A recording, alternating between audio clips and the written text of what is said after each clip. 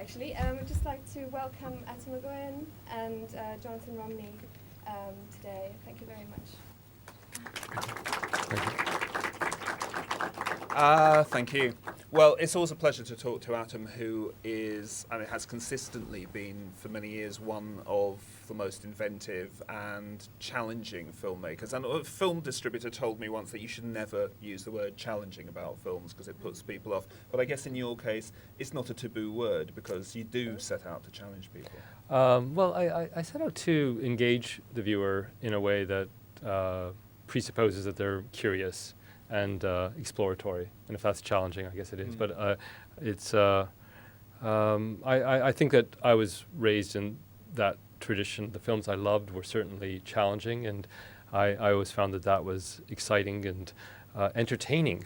Even I found that was I was thrilled to be put into a place where I had to negotiate my position as a viewer and find my way through, and often my journey through a film would not be the same as someone else's, and I found that so exhilarating in a sense that we could be talking about the same film with different experiences of that movie. So I suppose in today's climate, perhaps they have become quite challenging, or that approach or that aesthetic is more uncommon, but it's still exciting to me. Okay, and shortly we're going to have a couple of clips from your new film, Adoration, which is certainly a challenging film. Right, which of course no one has seen, so maybe the clips will even be more challenging than they were intended to be. Okay, before we do that, one of the things I want to say is that you started out, before you came to film, you started out writing plays. Yes. You wrote a lot of plays. A lot, So yeah. what actually happened? How did you have to transform yourself, first of all, into a screenwriter and then into a film director? Well, one of my plays was rejected by a campus theater group, and I was outraged, and really out of spite, I went across the hall to the film club and said, okay, I'll make it as a movie. And that's literally how I started making films. And there was a wind-up Bolex, and I taught myself how to operate it. And the moment I started filming this, I just was overwhelmed by the power of this instrument to have a point of view, and that it could represent the point of view of someone who may be missing from the drama. And in a lot of the early plays and certainly films, there's a missing character which is inhabited by the camera. Quite often, it's literal. Like it's a point of view of someone who's looking, and the characters might be looking back at this missing person, and that just seemed really exciting. And I think as I was writing plays, I was always aware of the fact that I was deeply under the influence of these writers that I adored. Writers like Beckett and Pinter and Genet, and we were speaking before of Adamov, and that whole tradition of the theater of the absurd was really and I never really escaped that. And when I started making films, just because I wasn't that film literate, I suppose at the time, I never felt I was imitating anyone, even though I might have been, and I think I clearly was. I wasn't. And I think that's quite an exhilarating moment when you actually think you're breaking new ground, even if you're not. And it propels you in a certain way. And I felt that in my playwriting, I was always under the shadow of these other writers. It's been great though recently because I've been able to go back to theater through opera and directing. A couple of years ago, I did a production of A. Joe here, which was a play that Beckett wrote for television, which I adapted for the stage. And it's a very obscure piece that many people hadn't seen. And we did it at the Duke of York with Michael Gambon a couple of years ago. I don't know if anyone saw it, but and again, it's just this one camera gesture that Beckett really inspired a lot of these ideas of what the camera could be, because he was so ahead of his time. As a theater person, he really understood what the camera could do, and he wrote a screenplay called Film, which was made with Buster Keaton, which Alan Schneider directed. Not particularly successfully because it's very rigid, but it's an incredible idea of shifting and being able to use the camera between its subjective and objective point of view. And in A. Joe, which is the play that I did, it was a television piece, a single man in a room listening to the voice of a woman taunting him for thinking that he could ever forget her. And as we hear this woman's voice, the camera just does this very slow move onto this man's head over the course of it's a 40-minute take, perhaps. And it was intended as a single camera gesture for television at the time, because in the 60s you couldn't conceive of a shot that long on film. Still can't, actually. And so it was a television piece with Jack McGowan, and an incredible piece of text for a woman's voice. And so we had, we were able to have a production where we had Michael Gambon on stage. We had a scrim. We had a camera on a dolly in the wings, and we had Penelope Wilton read it. And over the course of this, we had the camera actually replicate Beckett's move and had it live projected on the scrim in front of Michael's theatrical presence. So it was a combination of this cinematic gesture and a theatrical presence. So that was to me, that was an extraordinary moment, because it brought together these very early influences and this obsession with what camera could be, with something which was quite purely theatrical. Yeah. I won't answer all the questions this much. I'll say yes and no a lot. Okay. So, I want to ask you about Adoration before we Right. look at it. And one of the things that struck me about it is you've actually gone back to a type of script that's in some way more theatrical. Yes. It's less, Oh, I clearly. think, led by visuals. Sure. And it's more a case of characters who tend to be very articulate, discussing their positions with each other. So in a way, you've kind of unashamedly gone back to something which is quite verbal. Well, and as you say, theatrical, in as much as most of these characters, the three main characters, are involved in stratagems. Two of them quite explicitly. You have a young man, Simon, who's created this alternate sort of persona for himself on the internet. He takes this story that a French teacher presents in class one day, a true story, which some of you might be familiar with because it happened here. A Jordanian man talked his Irish girlfriend onto an El Al flight, saying that he would meet her when she arrived in Israel. And unbeknownst to her, she was pregnant with his child. They were lovers, but unbeknownst to her, he'd planted a bomb in her handbag. And security found out this bag just moments before she got on the flight. And he's currently serving the longest prison term in British history. It was up for renewal 2 years ago, and there was no question of parole. So it's a true story. She's reading this to a French class, and this boy who's been orphaned, and whose father, a Palestinian father who's been demonized by his grandfather, who didn't want his family or his beloved daughter to marry this man. He's lost both his parents, and without any explanation as to who this person really was, he creates this fantasy of himself as the son of this news figure, and gets all his friends to believe him. So he's involved in this very complex stratagem. And the teacher, meanwhile, who will be in the clip you're seeing, dressed in this hijab, who's also the drama teacher at the school, sees that this boy is excited by this idea of creating a persona, and she creates her own persona. And for her own very particular reasons, as a way of insinuating herself into this boy's house. And again, I won't give it away, but what we're going to see in this clip is the boy in a traditional in a drama class, preparing this persona. And you could see him, he's quite tentative about it. And it's a scene between the drama teacher and the boy, but there's tons of subtext, and it is quite theatrical. Yeah. There's a lot of things which aren't being said, and there's a lot of space for the viewer to imagine why these people might be behaving that way. Okay, so can we have the first clip from Adoration?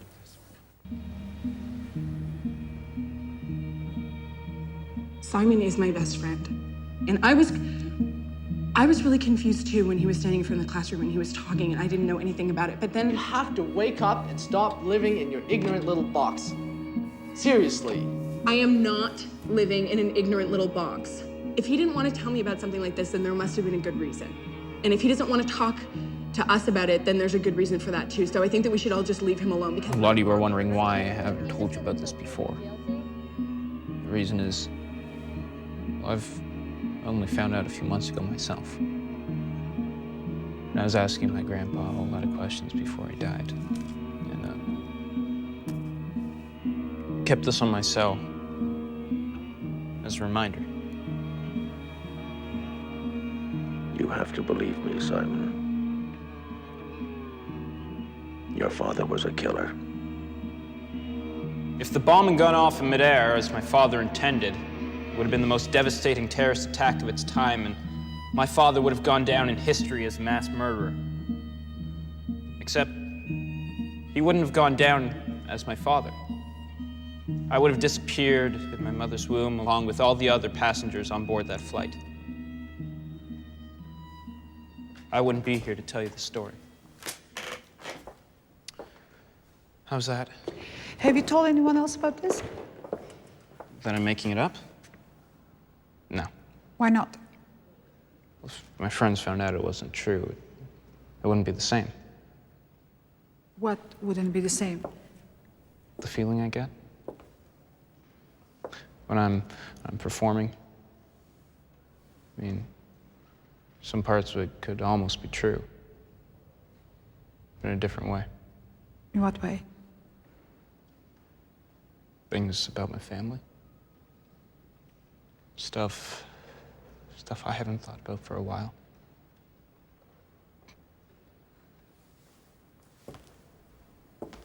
So, your father planted a bomb on your mother? No. Well, sort of.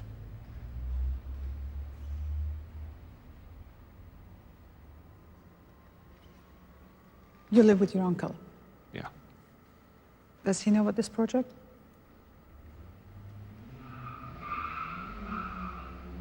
Are you going to tell him? I don't think he'd get it. He wasn't really raised to be tolerant about this sort of thing. His dad, my grandfather, he was a bit of a hard ass. That could change. He died last spring. Your uncle. He might be more open-minded than you think. I wouldn't bet on that. Well, there is a way to find out.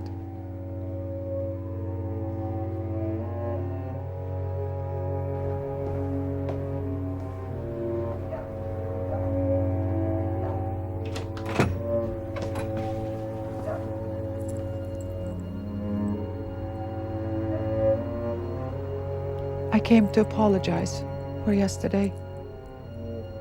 That was wrong of me, to embarrass a father in front of his son. Okay. Is he here? Your boy? An earlier scene which made no sense when you saw that scene before. I mean, I guess what fascinates me is this idea of, and we were talking about this briefly, I mean, traditionally, you're supposed to avoid wrong notes, right? Everything should feel natural, and I've never really been that interested in naturalism. And the scene before, there's so many things that are going through both of those characters' mind that the viewer you can't begin to understand unless you see the film again what they're actually dealing with. And they don't even really understand completely what they're dealing with either. And that's where things get very charged for me. It is a theatrical experience in as much as it's supremely self-conscious, right? I mean, you're aware that they could be acting naturally, but there's something heightened about it. And certainly the music and the tone would put you into this other place. And it's an unusual zone to be in, especially where cinema is right now, I think, where there is a tremendous seeking of naturalism, you know, but yeah.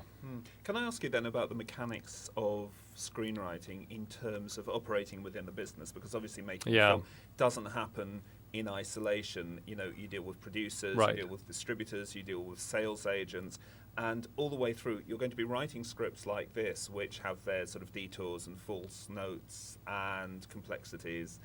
And you're going to have your scripts read by a lot of people who, you know, are going to be very resistant to entering that sort of maze. You know, Well, how do you they're negotiate that? going to be resistant after at a certain budget point.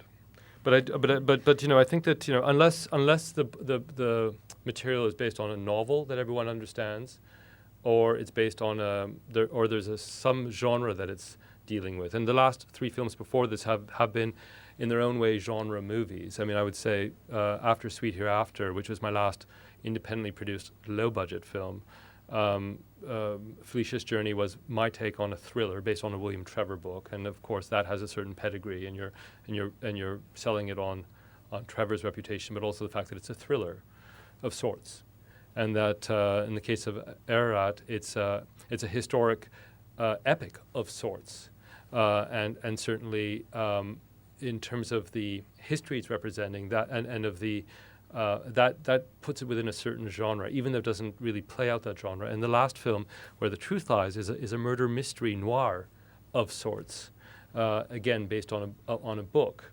So those films could find larger budgets because they had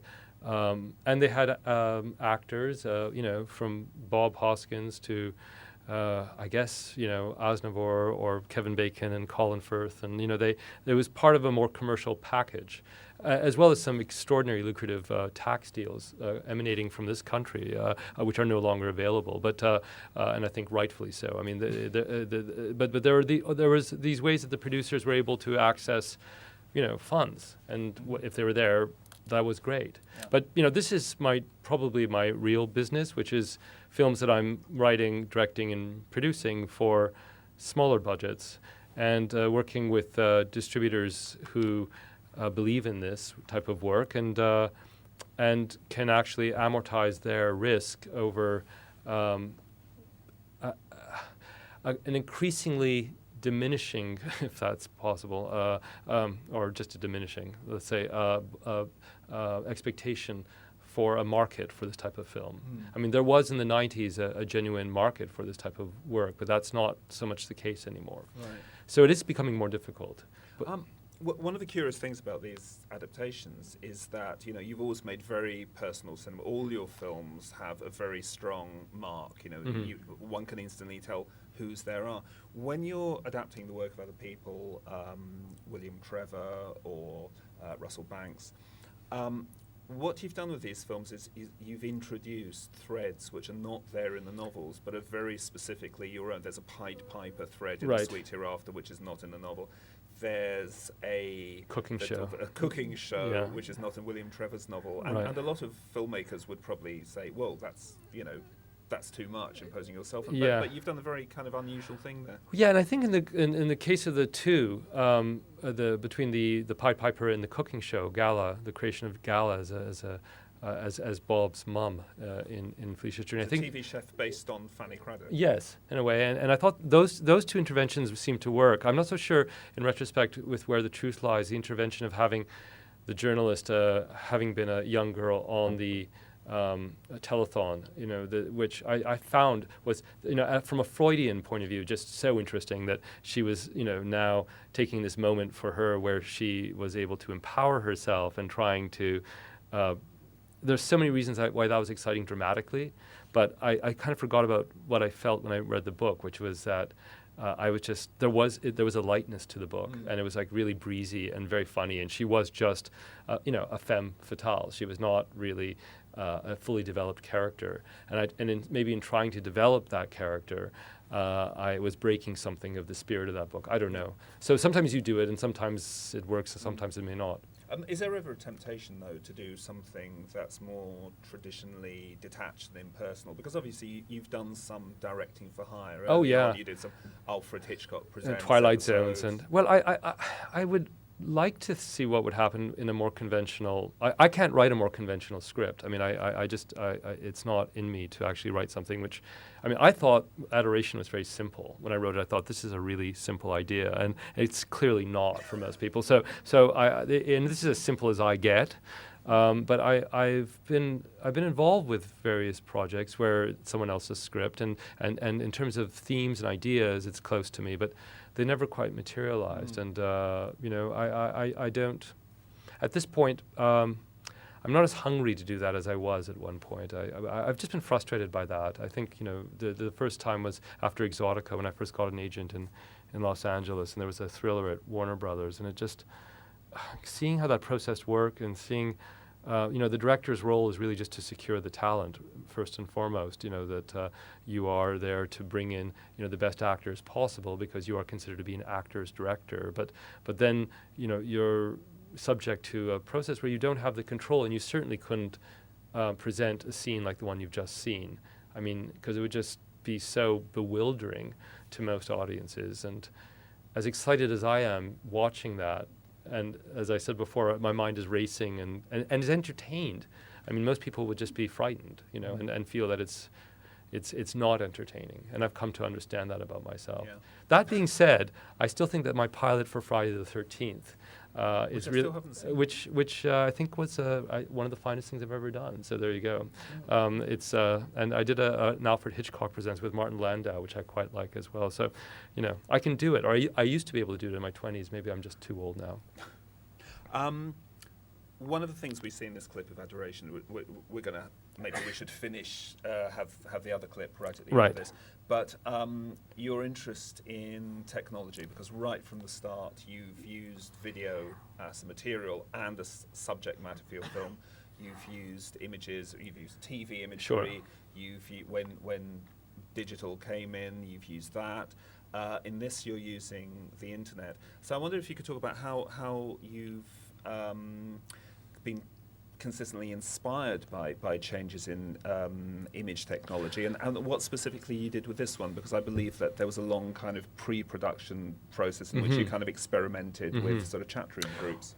Well, I mean, I'm Canadian, and so I was raised on Marshall McLuhan and Harold Innis and all these media thinkers, and I think that the medium is the message is something that all Canadians have tattooed on their back, and it is fascinating to be, as an English Canadian, that in such proximity to this behemoth in a way, and trying to understand what images and what media culture means in relationship to a very different temperament, as English Canadians have. They're not Americans, I don't think. So we're always wondering about the image, and in the earlier films, I think. The image, I was quite suspicious of the image, and the image was something which, and technology was something which diluted and filtered out emotion. In fact, in the 20 years since I made those movies, the opposite has really proven to be the case. And what you're seeing in Adoration is that the technology doesn't really filter things out, and it gives us more intimacy. It saturates us with an intimacy that we could have never even imagined. And what I'm using in this is a type of chat room, which I thought would be quite common by the time the film got out. It's not yet. You can have it on Skype and iChat, but it will be. I mean, this is we're getting up to this where people can just quite freely clock in and join conversations and participate. So I think that. It's an amazing source of information. I'm interested in dramas. I'm interested in contemporary characters, and so the way that they communicate with each other fascinate me. And so with this, we did a lot of research in high schools, setting up chat rooms, and I threw the idea of what Simon's story was to these kids in high schools, and they immediately were able to respond to it and come back with these quite great improvised moments, which you'll see here. These are not scripted scenes with the kids. It is with the other actors. These are actual high school kids reacting to Simon's narrative. And some people have sort of said, "Oh, it's written in a very didactic way," but it's not written. It's actually the way kids speak. I think. Yeah. Okay. Let's have a clip from something else, because. We're not going to watch that. Then. Okay. Well, I thought I'd save that for the end. Okay. We'll save that at the end. Sure. But one of the. You waited a long time before you talked about directly film about film. But Ararat is a film that deals with history, and it's about the Armenian genocide, but it's also about representations and about the question of the historical movie. And so the clip we're going to see takes you from the film within the film onto the set, and at the end back into the film, and it raises questions about authenticity and technology and media. So here we go. So can we have Ararat, please? Ուրեմն տեղեկացուցեք ամերիկյան կառավարության թե ամերիկացիներու կյանքը վտանգված է։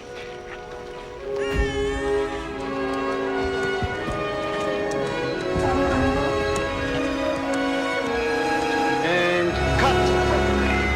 That's a cut. Okay, everybody, hold your position.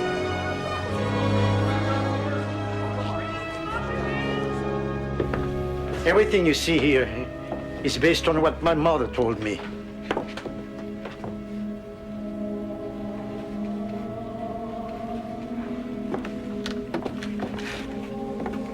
What is it? You wouldn't be able to see Mount Ararat from Van.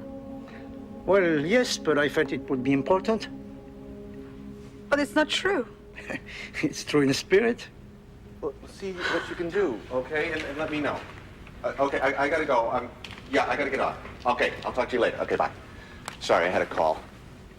Ruben, Annie's confused about the mountain, Ararat.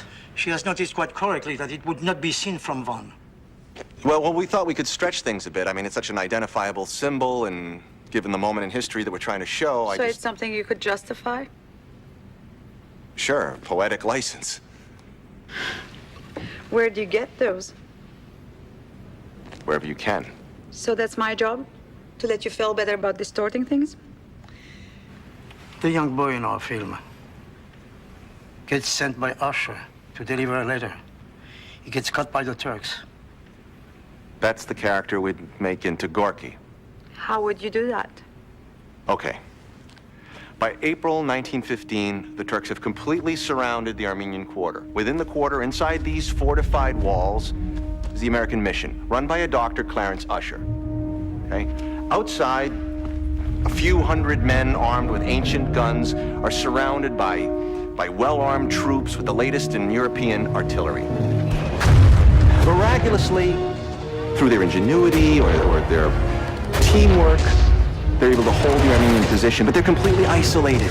They're cut off from the outside world. Usher has to somehow get word to the outside world about what's about to happen. And so he hopes that one of these boys, Gorky, will get through.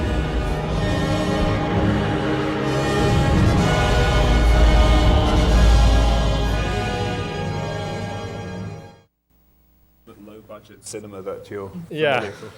God, it's crazy, right? I mean, like, well, a lot of it is digital too. It must be said, right? I mean, we didn't have that many people. We had actually a sliver of that many people that we repeated on 8 different quadrants in that frame, which is why it's a static frame. Right. And it was kind of an amazing day because we just basically moved them from one quadrant to another, to another, to another, and then you digitally composite it, so it looks like you have a whole troupe. So, but it's still something. I mean, and the clip ends right before it goes back to this very domestic kitchen scene where the main character is chastising his mom, the academic, for saying, why would you get yourself involved with some tired old director's version of what history would have been? And so there's this constant sort of questioning of, who has the right to tell the story? And Aznavor's character is the child of a survivor and has been carrying this story for all his life and now feels it's time to tell it. But this boy is deeply suspicious of whether or not the way the history that's being represented is going to find any place in the current reality of what the marketplace is. And yet the experience of being on the set transforms him. So it's really dealing with 4 generations. We have this character who's a survivor, Arshil Gorky, the child of a survivor, Aznavour, the grandchild played by Arsene's character, the academic, and then the great-grandchild played by her son, Rafi. And all 4 lines are kind of intersecting in this very, very unwieldy and structure. But I couldn't have really made this film any other way. I mean, it's and I'm really I'm quite.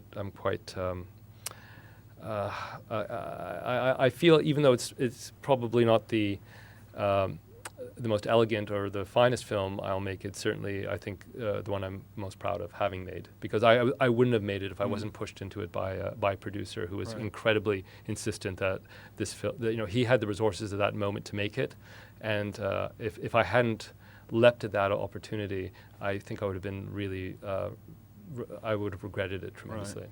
I want to ask you something very pragmatic arising from this, because obviously the 2 films we've seen, I think it's quite clear to see just from those clips that they're very complex and they're about ideas.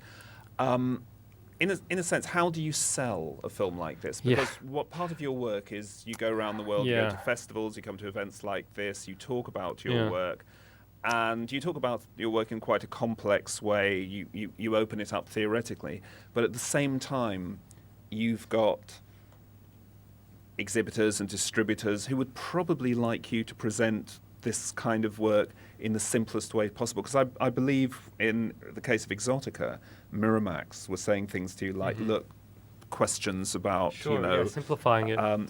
Can you keep it as simple as possible when you talk about this film? I guess what it comes down to is that I can't really tell people what my intentions are exactly. Because let's say with this film, this scene we've just seen, there's something perverse about it, right? I mean, it's perverse that, he's putting the mountain in the wrong place, and that they're having this conversation, that they're undermining the sincerity, or let's say not the sincerity so much, but the actual, it's questioning the fundamental premise of a narrative, which is that in a film like this, there should be a sense of clear intention, and the intentions are not that clear. But even in terms of the filmmaking practice, with this bombastic music going, right, and this heroic shot and the flags kind of flapping, I mean, you are, as an audience member, wanting to believe these things, and you want to invest yourself in it, but you're constantly being undermined as to how far you can go, because the rug could be pulled away from you. And in that sense, and I think I am, using these very old Brechtian techniques, right? I mean, this difference between, let's say, dramatic theater and epic theater, and I was just talking about this the other day with some students, and this idea that rather than, as in dramatic theater says that we should always be feeling for a character, while epic theater says that we should be thinking about why a character is doing that, and that feeling can actually provoke a degree of action in the viewer that may not be possible in traditional dramatic theater, where we feel, we empathize, and then we forget to an extent. So it is difficult to sell that idea, and I actually very often let other people sell it for me, because they are able to couch it in a certain way that I may not be able to do. And this happens to me, look, with Exotica is a great example. I mean, I was set up to do, Miramax had me set up to do a national tour, and I was supposed to be at every, place where the film was being released, and I scheduled myself. And I remember the first stop was San Francisco. And after they read, or talked to the journalists after I'd spoken to them, they literally yanked me from the tour. I mean, it was just like, that's not the way they wanted to sell the film. And then it was, it was clearly about it being a sex thriller, and this idea of voyeurism or, trauma, or people dealing with anything other than the fact that this was the first film at that point that was dealing with a stripper before striptease or before whatever showgirls. I think it was even, and I couldn't talk about that. I mean, I wasn't excited about the fact that I was out there first, or that I couldn't deal with their marketing campaign. I couldn't deal with a lot of things that they wanted to impose. But bless them, it's still the film that did the best. I mean, it's still the most commercially successful work I've ever done. But that was really because of the way they were able to present it, not the way I was. I mean, I think that the film is certainly seductive, and I think it's very powerful, but the way that they sold the film and positioned it was so abhorrent to me. Though in retrospect, they did the right thing for what they needed to do. Let's talk about some specific things about the way you make films, and actors, first of all, because you've used a lot of actors all the way through your films. You've kind of cast some of the same faces. Arsene Kanjian, who's in both these clips, Bruce Greenwood, who's in Ararat, is in a lot of the films, and David Hemblen, etc.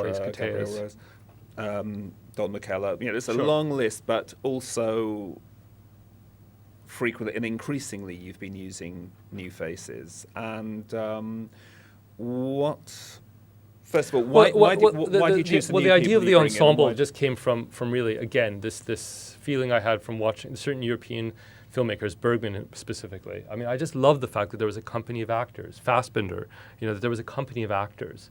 and that because some of these films were made for very small budgets, and I was, if I told you the shooting schedules, I mean, you would, your jaw would drop. But when you don't need to, when you can trust people, and when they know what your modus operandi is, and that goes for the crew as well, you can just move through things much quicker, and you don't have to explain yourself as much. I also think that they're all, I really am drawn to those faces, and there's something that they're able to do, which was able to get the humor of my earlier work. I sometimes wonder when you bring other people in whether or not they're actually able to.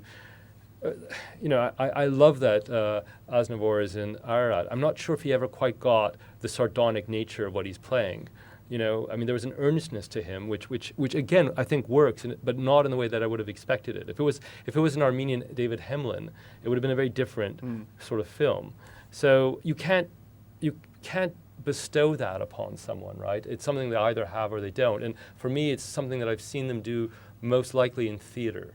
So a lot of these actors are people that I've seen on stage, and there's something that I know that they can do, and I was very lucky to be able to import them into my early films, having seen them display the chops that they had, and that's also been a blessing I've had with actors I've used from this country, certainly, between Ian Holmes or certainly working with Michael Gambon, John Hurt for the Craps Last Tape, Bob Hoskins, and even I think Christopher Plummer, who's Canadian, but there's a. I think my characters work best when there's a slightly disingenuous character side to them, and there's something that's, as I say, there's a something sardonic about them. But that's a difficult tone to affect from someone who doesn't feel that way, who doesn't have that worldview. Yeah. What do you look for when you decide that you need to bring in someone new, like Rachel Blanchard, who's done 2 films? Rachel was a surprise. I mean, Rachel I cast because she was, just the beautiful blonde for Where the Truth Lies. But when I watched what she was doing in those scenes, especially once once the blackmail in that film becomes evident, I mean, that's a serious turn that she's able to execute, and it was very impressive. And so that seeing that inspired the character that she plays in Adoration in a not dissimilar way from what Sarah Polley did in Exotica in the car scenes with Bruce, right? That was really just Sarah was very young and she was a well-known child actor, and I was casting her in a slightly perverse way in that film as a potential child prostitute, but not really. But seeing what she was capable of then inspired, another, what she did in Sweet Hereafter. So in the same way, what Rachel could do in the one film inspires what she's then, what's really written for her in the next. So, and then in the case of let's say Kevin Bacon and Colin Firth, I needed 2 well-known entertainers, people who had a public persona, and they both fulfilled that role, and I think we're able to rise to that. Someone else you've worked with consistently is Paul Sarossi, your DOP. And early on, these films looked very spare and quite sort of contained. And gradually over the years, the 2 of you have evolved a sort of Egoyan Sarossi look, which is very recognisable and widescreen and quite lush in a way and coloured. And I'd like to show a clip from The Sweet Hereafter next, which I think illustrates that. And then after that, we can maybe talk about how you work with him.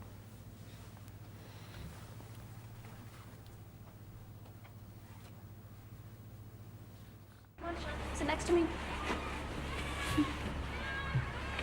Hey, John. Is he okay? I don't know. Temperature? No, he's not sick or anything. Just one of those mornings, I guess. Well,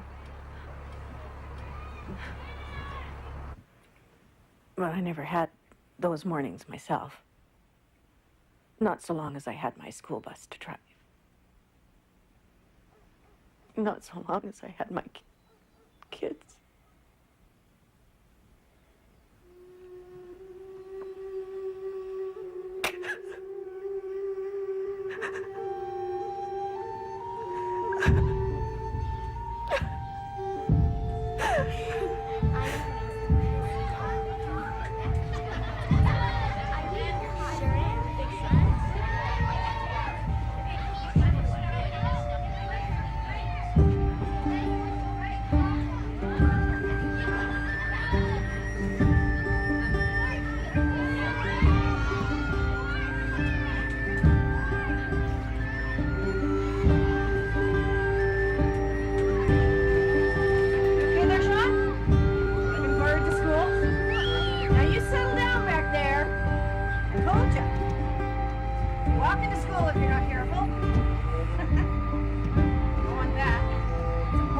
out there. Hey there.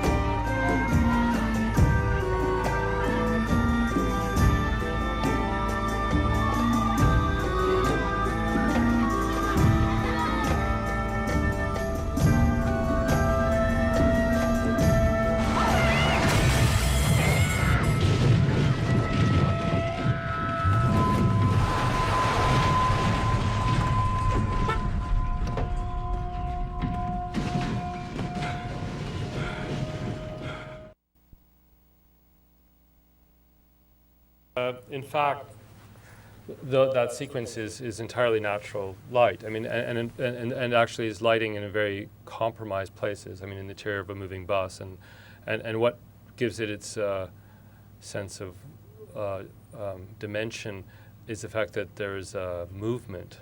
I mean, and also the editing, I would say as well, that the cuts are not where you would expect them to be. That that you're seeing the father's face register the accident before we know what he's seeing, and certainly there's a sense of you're led into it with this very simple tilt, off of Gabrielle's Dolores's face, where the focus is not resolved onto the wall. We've already seen the images of the kids, so they're left out of focus, and that. The decision to do that, and it's so there are certainly sequences in cinematography, and maybe the next one where it is about light but this is really about construction of a sequence and through movement and composition and harnessing that with performance, of course.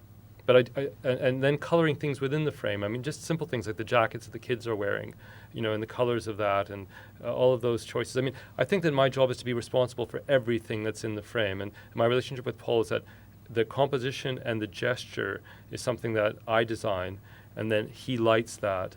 And because he knows very precisely what the frame is, he's able to light it in a way that is liberating for him, because he doesn't have to be compromised in that by the fact that the director is suddenly going to go, oh no, we'll tilt over here. So he doesn't have to create a general light, which is very often what happens in films and why they look so flat.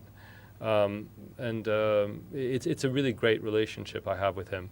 And it has, but we both love the same films. I mean, we both are. I mean, it's quite funny. We were both very early on drawn to Lajos Koltai, who did, Colonel Redl, and did Time Stands Still. This Hungarian films. I mean, there's a certain look that we loved, and strangely enough. Paul was shooting some really terrible American movie and couldn't make it for some reshoots, and guess who they hired to do the reshoots for Paul? Lajos Koltai. So it was a strange thing, but we have a similar aesthetic. I don't understand light, though.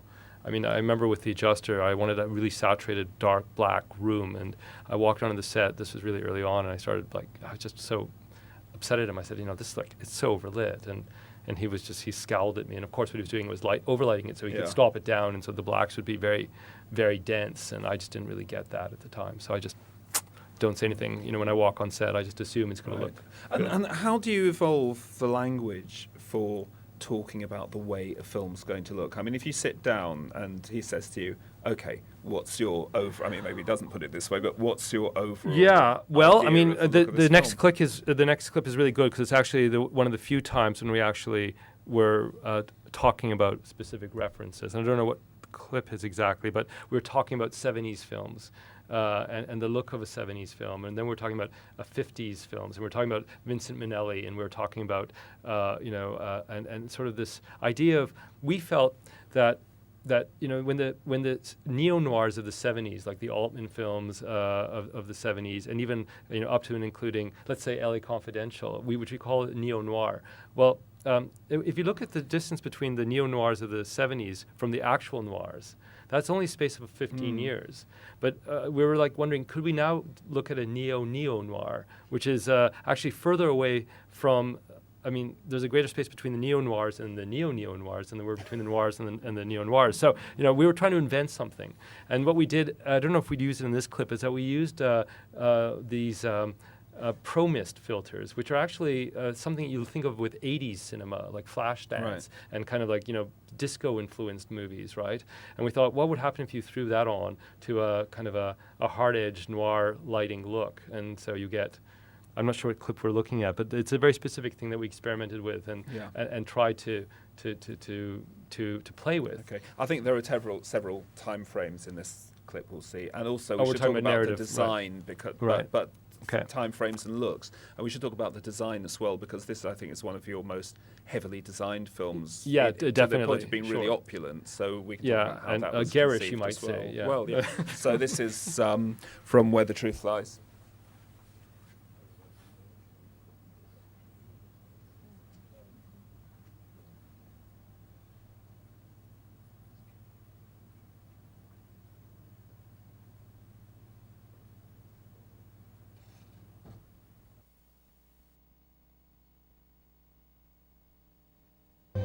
Her first name was Maureen. Karen, we decided to trade apartments, not identities. Why didn't you make up a name? Bonnie, I was looking at a 5-hour flight. I didn't want to make up a life story that wasn't attached to anything. Well, I returned the offense. I got to pretend I was you. What do you mean? You received a package, messenger service. I signed your name. Who's it from? No return address. Want me to open it? Sure. That's good. I already did. It's a manuscript. Excerpt from the memoirs of Lanny Morris. Hey, oh, your dreams are coming true. He's writing you love letters already. Bonnie, I need to know what he's written. Well, I'll send it to you. No, now, before he calls me tomorrow. Please? All right. All right. Here we go. Let me explain to you why two very famous guys just finishing a nationally broadcast telethon ended up in New Jersey.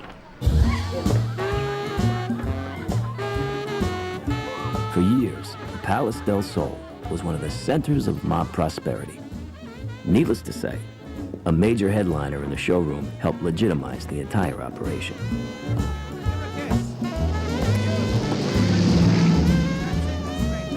Now, Vince and I needed help in keeping us up all the time, and in the way of thinking in the 50s, anything you didn't take with a needle was okay. It wasn't serious. It was like running a red light. Everyone used bennies. Vince added them to his morning coffee like sugar.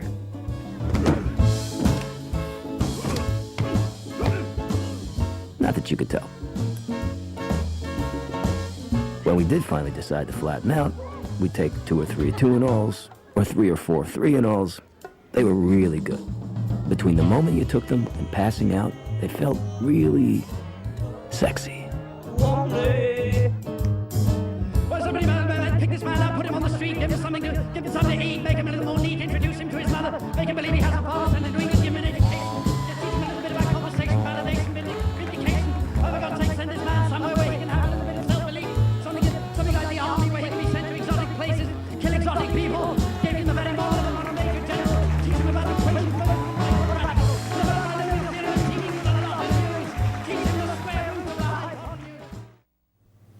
I think the phrase that comes to mind is Colin Firth, as you've never seen him before. Yeah. I visited the set of this film in London, and you actually, I was amazed by the extent of the design. It was to an the amazing point design. that, you actually had the individual labels of the champagne bottles. Yeah, well, printed I mean, out to be- the art departments in London are the best in the world. I mean, you have such an incredible store, warehouses of costumes and props that have been kept from countless films, and it's a dream to work here from that perspective. The 2 times I've been shooting here have been at Shepperton, and they've been really actually the largest studio sets I've ever built have been here, because I've never had access. Again, because the way the funding has worked to the real studio system, so it's been a privilege to be able to actually have these toys and this expertise. But it's also interesting at the beginning of this talking about technology. I mean, look, that scene in the 70s where someone receives something a physical package, and before fax, and if you need that information, someone had to read it to you on the phone. I mean, like that's also fascinating to me, and that actually creates that particular chapter. It's very convoluted, this story. There's 3 different chapters, and they're controlled in very different ways by different people. But this particular narrative is controlled by Bonnie reading it, and then it being transposed into Karen's imagination of Lanny as he would present it in her own fantasy. The kind of precision of a narrative like this, where there are all these different levels and levels within levels, and obviously I can imagine, I mean, I've read some of your scripts, and I know that sometimes they're not easy to read because you have to be prepared to make those kind of intuitive jumps. Now, at what point, you always work with the editor Susan Shipton, right? And at what point do you start talking to her? At what point do the 2 of you make decisions about how you actually kind of, rather than the flat page, how you actually kind of build it up in steps? And well, it depends. It depends on if it's an original script. The editing quite genuinely is the final draft of the script. I mean, so if you looked at the original script of Sweet Hereafter or Exotica or even Adoration, you will see that there have been major decisions made in terms of restructuring, and that is something that we do together in the editing room. In the case of Where the Truth Lies, because it's so plot-driven, I mean, it's the one film that needed nothing changed. In a way, that was a little frustrating, because even if we wanted to play with things, we realized that we had plot issues, and that and it's so intricately connected, and because it's deployed in such a specific way, you really don't have the luxury of shifting that around very much, as you would in a more open-ended plot like Adoration or Exotica. And certainly Adjuster, which really is in some ways quite plotless, or the plot is very simple. So it is a tone poem, and if something is a tone poem, then the ways you create tension are really through the alignment of ideas and threads, which continue well into the editing. In the case of something that what we've just seen, it's not really. It's a more technical activity as opposed to it being an extension of the writing process. Right.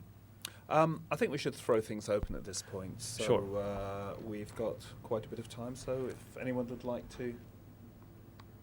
Yes, please. You should speak in something. Oh, yeah, sure. Thanks. Hello. I just wonder if you could elaborate a little on your work or your approach with your actors before and during production, please. Well, in the earlier films, there was an extensive rehearsal process, because the performances were quite stylized, and there were a lot of things that were being withheld, and there was a specific tone that I wanted to get. And it's interesting to look at a scene like the one we saw from Adoration, because because of that young actor, Devon specifically, I didn't want to over-rehearse him. And there was something that he had which was quite special, and because I'd worked with Arsene a lot, I knew that she'd be able to strike a certain tone from just being so familiar with my film. So we didn't have to rehearse that, and that's the trickiest thing, I think, is that you will find that there are actors who want to rehearse and others who don't want to rehearse at all, and how do you combine those two? And even in terms of takes, there are people who are really giving their best performance in their first take, and there are others who need, a few to get going. So if you're doing a master shot, how do you accommodate that? And I think that's one of the real challenges of directing is understanding how to organize your day, whose close-ups to shoot first, and and how to design a master so that you're able to give the emphasis on the person who you by that point should know is going to be best in the first takes or the last takes, and still get the other performance to be working at the same level. It's tricky. Unless you're shooting things in a more conventional way, perhaps, and then it's just a question of deciding whose close-ups are going first. Or it's that's probably the most challenging aspect of working with actors, I think, is knowing at what point you've prepared them and at what point you're beginning to suck the life out of something unnecessarily, because you're over-rehearsing. Right. which I guess is a good reason for using a sort of repertory company, Yeah. because then you know people intimately. Yeah, someone else, please.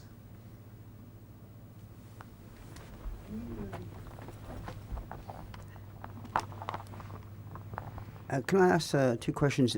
Your budget, you said low budget. Can you give us the range of what low budget Sure. was from what I we've mean, seen? the same year I was doing Where the Truth Lies, which was the highest budget I've ever had. I was also shooting Citadel, which was the lowest budget I ever had. Citadel was something I shot in Beirut on a Handycam, and it's sort of a dramatized journal, which was shot for absolutely no budget at all.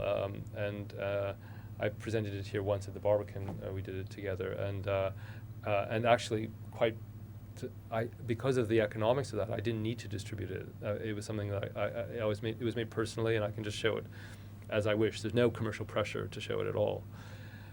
This film was made for 20 million. I suppose about £8 million. Right, which is still. I mean, I think the production value we got out of this film is really quite extraordinary, considering that we didn't really shoot on any of the real places. It was all remade. So what the art department was doing was quite astonishing. And when you're writing your script, do you visualize it photographically in your mind as you're writing? And is the finished script as you imagine it up on the screen? Or do you sort of ad-lib with your direction, as it were? It's not that I imagine it photographically. It's more that I imagine it as a number of impulses, which I think could be exciting to mix. That there's something that I'm generating in terms of a. I just wouldn't use the word photographic because that's very specific. It's more that there's a location or there's an impulse that something is exciting. I mean, do you see it up on the screen in your mind's eye before you turn up to work? I try to, but then the problem with that is if you get too fixed in seeing it, you'll always feel compromised because it won't be exactly what you have in mind. Now, some people can live with that, but I find that it's very depressing if I have something really clearly in mind and I'm not getting exactly that. So I prefer to just have a general sense of what I want something to be, and to find some way of it heightening itself, either through the performance or something that's happening with the gesture of the camera or with light, or something that I anticipate happening with the sound or the music. But it's rarely something that I'm absolutely doggedly pursuing, because I think that I couldn't work that way. I know there are directors who do that, but it's I don't have the time to do that very often. Does that mean you don't storyboard? I did storyboard the early films, but I just don't feel that I need to unless there's a specific sequence that I need digital work on, or I'm trying to communicate. To the AD, what the shot list might be. So I'll do sketches just so they know where we're looking, but I find very often that can change as well in terms of how I respond to a location. Right. Okay. Can we have some more? Oh, we can look at another clip since we. Well, we've got one here, and then that. Sure. And we will have a clip after that then. I wonder if you could just talk about what some of your challenges you see ahead for yourself, both in terms of the technique or topics that you'd like to explore. Well, the biggest challenge is just the rapidly diminishing. Oh God, I can't rapidly. What is this? Like Mr. Oxymoron. Rapidly diminishing words. Wait, is it okay? Yeah. Okay.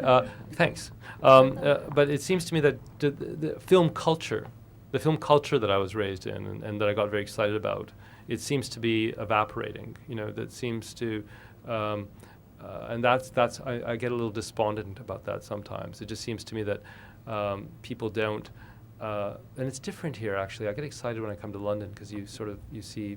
Really interesting DVDs coming out and interesting films playing. So I think you're lucky here. But for the most part, in a lot of places, the cinemas and the projections and the possibility of seeing films that used to really excite my imagination, it's just not really there for a younger generation in the same way. And if it is, it's on DVD, and it's not the same type of experience. So I worry about that, and I worry about the whole like where a certain type of film continues to fit in. There will always be a niche audience for it, but going back to the question of how these films will be made. I mean, I realize now that many of the films that inspired me were made in a system, let's say the films of Tarkovsky or the films of Parajanov. Now, as hellish as the conditions were for those artists to get the funding, once they did get the funding, they had all the time in the world to make those films. And so the care with which those shots were designed and these incredible, sequences were the result of crews committed to be there, sometimes weeks on end, to get that effect. And even all the great Eastern European films that we've seen, like the Czech New Wave, and and those great the Polish films, and all those films were made in a certain climate, Hungarian works, and it's interesting that is just not possible anymore. That type of cinema is not possible because it's all about making things in a very determined, small budget sort of atmosphere, and that creates it's a new type of cinema that's been created, but it's not the one that I feel closest to, right. Even though there are amazing products that are made in that system. I just wondered if you could tell us a bit about your writing process and how much rewriting you do, and whether there are particular people you get to read your early drafts, or how that all works. Thanks. Going back to what Jonathan was saying, I mean, the writing is for the original material is a blueprint, and it's something that has to convey what the film, what the mood is, and what the tone is. And certainly has to attract actors, but it will always seem a little vague, perhaps. And I don't think anyone ever really can quite visualize what the film is going to be from the screenplay. Now, with the adaptations, the first person I've given the adaptations to, and this also surprises people, but are the writers. So I did send a first draft to Russell Banks, to William Trevor, which scared me, like no end, and Rupert Holmes. But they've all been exceptionally generous, and Trevor especially was because it was a major addition to his piece, but he felt that it really it was in keeping with the tone of his work, and that was really important for me.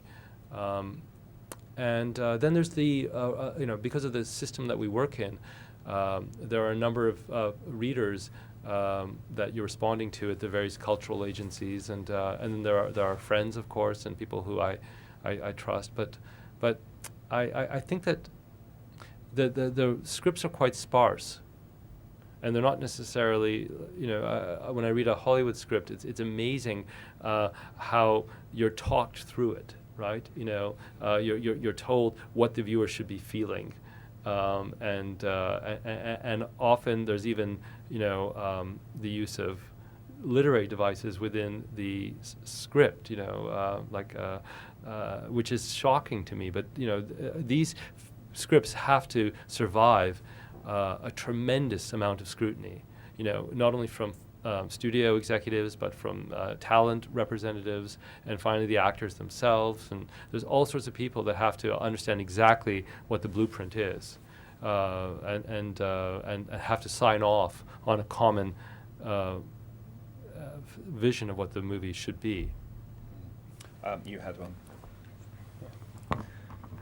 We talked a bit earlier about the idea of technology being a kind of theme that you're dealing with in several films. I was wondering, all the films that we've seen now, and as I'm aware, were made in a kind of more traditional approach, as in they were all shot on celluloid and made for film theaters in the first place. How do you feel about the change of technology as in distribution, etc., especially in your kind of way you approach your films? It'll take me a while to get used to it, but you have to adapt. You know, I mean, for me, what I cherish about film is the sense of its intrinsic value going through the gate, and it comes from my origins as someone who had very little money, and where I was, and I still to this day. I mean, and that's the one thing about Paul that's kind of endearing. When I say cut, he doesn't cut, because I will say cut right after the scene is over. I'll say cut because I'm so aware of film and the cost of it, and I don't need to be anymore. I can just let it run. But it's just I'm so aware of it being valuable, and that imparts a certain sense to the shot, which you don't feel when you're working on digital. It's just a different sense. It seems very, there's something casual about the shooting of it. And I miss that a lot. I mean, when you're shooting film, the crew and everyone is concentrated on that moment.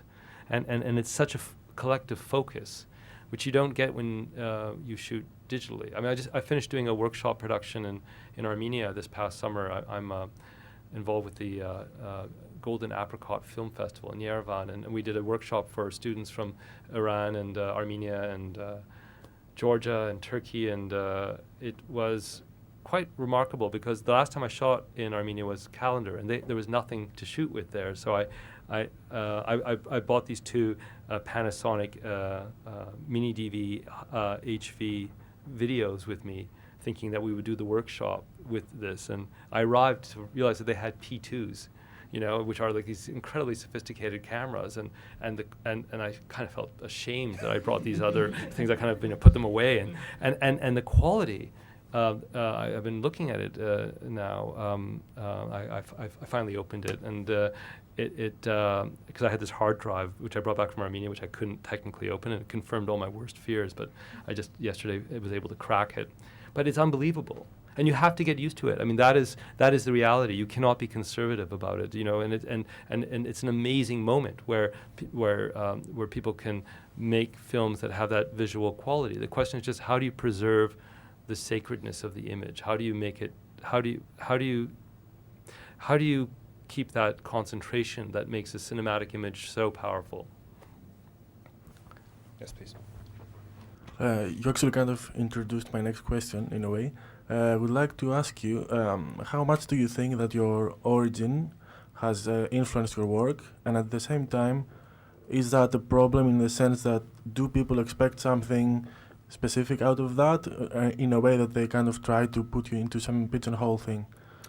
Well, I think my origins have been very important because I'm fascinated by the nature of how do you represent something as being true? How do you deal with trauma? How do you deal with the notion of an experience which is a story that needs to be told, and whether or not people want to hear it? And I think that those are all part of my upbringing as an Armenian, certainly. In terms of my relationship with my community, it's very complex because I'm raising issues that sometimes the community may not understand. And I'm aware of that, and I know that, especially with Ararat, that there was this huge expectation of what that film should have been, and it wasn't that film. But I think what's been fascinating to me is that 3 years after Ararat, that the film within the film was made by the Taviani brothers. And it was shown at Berlin, 2 years ago, and then Arsene was in it actually, and strangely enough, much like The Boy kind of predicted, that film never found distribution, and it was somehow out of sync with our culture right now, and I do think that as troubling as it might be, the issues that Ararat is presenting are actually more relevant to this, what makes the Armenian experience so unusual, which is the denial of the event. It's not that that there was a genocide. What makes it very unusual is that it continues to be denied, and so that there's a continuing relationship we have to that trauma. And that film was actually, I believe, invited to the Istanbul Film Festival. Yeah, no, what it's kind of reactions? Well, it's been very, it's been incredible. distribution of that film, because not only has it been played in I mean, it was bought by a distributor in Turkey, and moments before it was to be released, there was a very ultra-nationalist group called the Grey Wolves that were threatening to bomb the theaters, and so it was pulled. But then the next week, I think it was the most widely watched pirated DVD. I mean, it was ranking up there with Harry Potter, and I remember I've got a news clip of this, and then it was shown on cable television. There was a whole discussion with the late Hrant Dink, who was not the biggest fan of the film, I must say. I bless Hrant Dink and what he was doing, but he felt it was very aggressive too aggressive against the. Look, that film. Last summer I was I was at the University of Tel Aviv. I was getting an award for the film. This is 6 years after the movie is made. It continues to provoke a lot of discussion, and and that's exactly what it was intended to do. And I think it will find, and it has found its place, as disturbing as it might be, and as much as I've had to deal with some incredibly negative responses from my own community. But I'm not the typical Armenian either. My formation is very different from even my own cousins. So I've had a very unusual path in terms of my own identity. Right. I think we've got time for a couple more questions and then round off with a couple of clips. So yes, please. Hello first. In Britain, I'd say relatively, we've got quite a liberal certificate or rating system, but most of your films are probably given a 15, or actually mostly an 18 certificate. And I was wondering what you thought of that, or whether you thought that was fair, or do you think younger audiences should be sort of permitted to see your films? I was just wondering what you thought, like who your work is kind of pitched at in particular as well. That's an interesting question, because our son is 15, and I breathed a great sigh of relief with Adoration, because I realized for the first time I could bring him to the premieres, and I could actually, and the film was really, he's had full access to it in a way that he wouldn't have with Where the Truth Lies, which was in the States. Actually, it was given NC-17, which is a kiss of death, and it's like it means that it's not even really rated. But it's never really been the only real concern for me has been with Ararat, where let's say when it was presented on cable in Turkey, or when it was bought for some Middle Eastern countries, there were cuts that were requested, and things which were considered to be against the law in some cases, right? So, and I never can give approval for anything being cut. Now, if in fact it ends up being cut, and if that's the only way that it's going to find distribution, I just don't take a position on it, because as an artist, I cannot approve of any censorship. It's not something I can condone. But I also understand that there are issues. I found that with the NC-17 that was quite ridiculous. That was only because it was two men. It was a gay scene, and if it was a hetero scene, there would not have been an issue. And that was never really stated as clearly as it should have been, I thought, and it became very problematic. But I also learned something, which is that if you have a scene like that, you don't do anything as foolish as I did, which is shoot it in a master shot. I mean, it was like one shot that contained the whole scene. There was no coverage. If you're going to do that, and if you can anticipate there will be problems, then you shoot it in a way that you present a more extreme version, like really go as far as you can, so that you're then able to then say to the in this case the MPAA, you're able to say, look what I've done. Look how far I've cut it back, and then you're playing ball.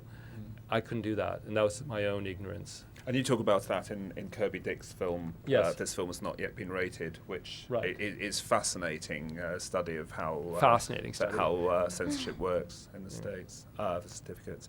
One more, anyone, if you'd like to throw a last one in. No? Two suddenly. Okay. We can squeeze those both in. Yes, please. Hi, you talk about working with your DOP, one DOP mostly. If you have to change, how do you, having developed a language with this one person that you work with, and then you have to work with somebody else, how do you then make that transfer? By respecting someone's work, really, and being able to say, first and foremost, that you really admire what they've done in other films, and seeing if they're open to that. I mean, it's quite interesting. One of the most, I loved William Friedkin's To Live and Die in L.A., and I remember meeting William Friedkin, and because I thought Robbie Mueller did an amazing job in that film. But I don't know if it's common knowledge, but apparently they were not in sync at all. And it was a terrible working relationship that you wouldn't know that looking at the film. So if you were to approach, let's say, Robbie Mueller and say, I loved your work in To Live and Die in L.A., to make sure that the things that you admire are the things that they feel excited about, because sometimes it might not be the case. And I've had that experience sometimes as well with actors, where you can tell them that you really love their work in a certain film, and they'll just bristle, and you realize that that's not what they're going to give you, or they don't have a relationship with that. The funniest example of that being, if you ever work with Christopher Plummer, you do not mention The Sound of Music by any means, because which he refers to as the sound of mucus, I think. And anyway, so I mean, not that I would use that as a reference, in terms of my working relationship, but yeah. So I think it's just about dialogue. It's about conversation, I think. Okay, last one then. Hi there. You've already talked a fair bit about your writing, but I suppose my question is really about where your ideas about when you are writing structure and how you play with time, and where that process of working came from, and was there a particular inspiration that made you interested in telling stories in the way you do, the way the layering is done? It's always seemed to me, because I'm trying to, the inspiration, comes from obviously films and traditions that from Harold Pinter's Betrayal, where the narrative is told backward, to certainly the novels and screenplays of Alain Robbe-Grillet or Marguerite Duras, especially what they did for in the collaboration with Alain Resnais, films like Muriel. But more than that, it's just probably a way of exciting the viewer's sense that they are inside a character's imagination of themselves.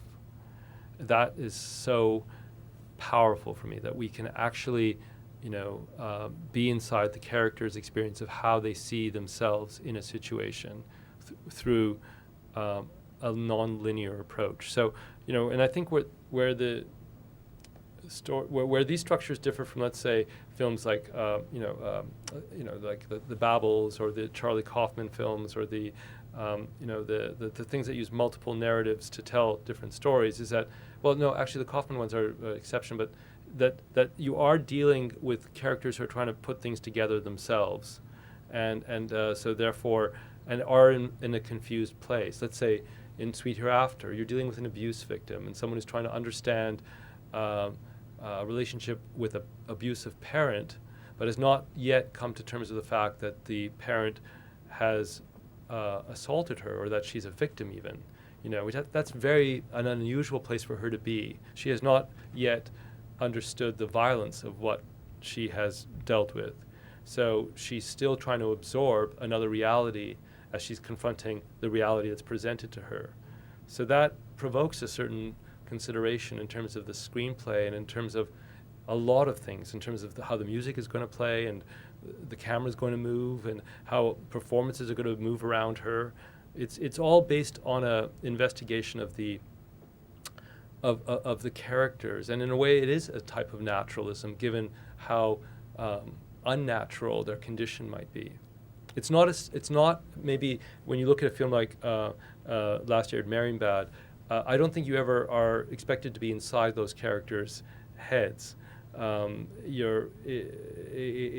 it's functioning in a very different way than the structure and the devices work in these movies. Okay.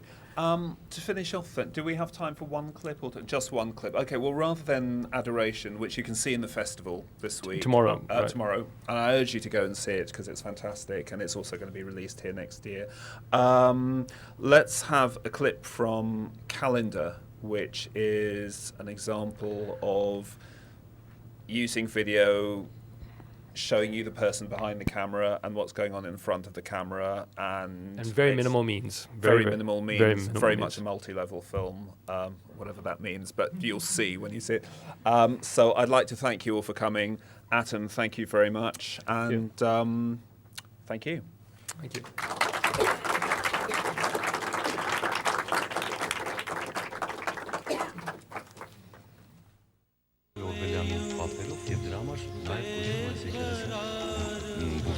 What can you tell me about these, the facades here? Ինչ կարելի է ասել այս զարդարանքներում մասին։ Բնականաբար բոլոր նկարազարդումները քանդակները մոմիկին են Հիսուս Քրիստոս։ Այո։ It's Momik who did also the decoration, and what you're seeing is Jesus on the side. Where am I seeing that? Right Could you here. ask him to move for a second? This is Jesus, and that's one of them is Peter and Paul. Okay, so whichever. that's Jesus and Peter and Paul on the sides.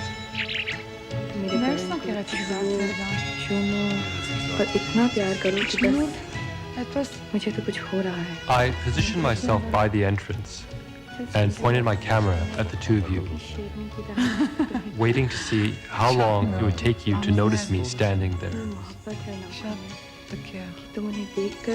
Ինչ բան չկես կամ մարդիկ անունին այսպես 2 minutes and 54 seconds. I tried to convince myself that it might take that long for someone to notice their loved one waiting a few yards away.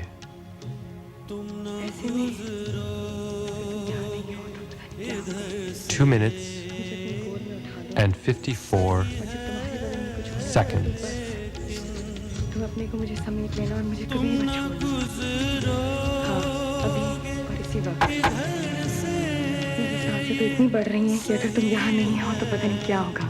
पता है मुझे पसीने छूट रहे हैं। हाँ, बस कमी है तो तुम्हारी।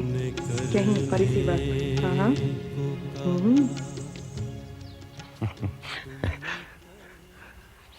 Նախքան քո այստեղ գալը ուրեմն ես այնտեղից նայում էի թե ինչպես է իրես ժայռերով մագալցելով գալիս որ ես գեղեցիկ պատկերը վերցնես ընկնելով կանգնելով. He says he was watching how hard you were trying to come up on these rocks and try to settle your camera. Well, I'm trying to find the right composition. Կփորձեք որ ճիշտ պատկերը գտնական Ես հասկանում եմ. You understand? Բայց պետք է քեզ կողքից տեսնես ոնց ես ընկնում կանգնում. Ինչպես? Կողքից պետք է իրեն տեսնի թե ինչպես է ինչ դժվարությամբ է գնում է ժայռերի վրայով. Հետո շատ հարցեր ես տալիս, այնպես ուզում ես հետաքրքրվես, լավ է. He says you seem to be interested in what you're seeing. You're asking a lot of questions.